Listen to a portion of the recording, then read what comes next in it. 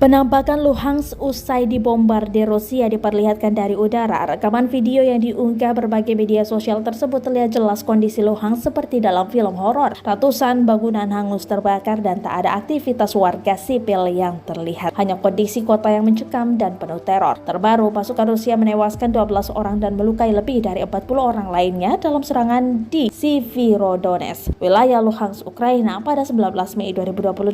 Mereka terus menembaki di Severodonetsk. 12 orang tewas dan lebih dari 40 terluka. Para ORC tanpa pandang bulu menembaki pusat regional dengan senjata berat sejak pagi. Penembakan berlanjut bahkan sampai sekarang, kata Kepala Administrasi Militer Regional Luhansk, Serhiy Haidai.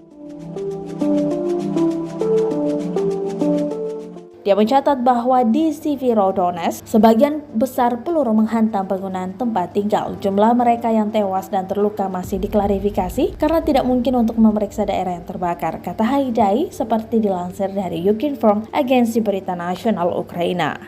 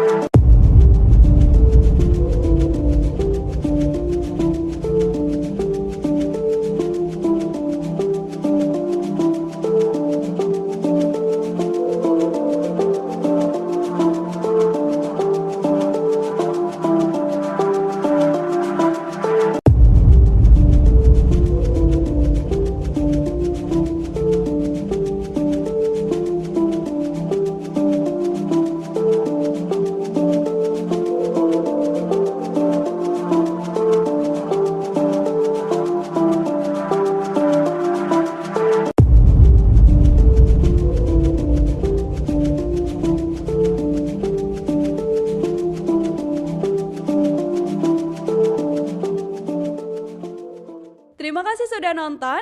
Jangan lupa like, subscribe, dan share ya.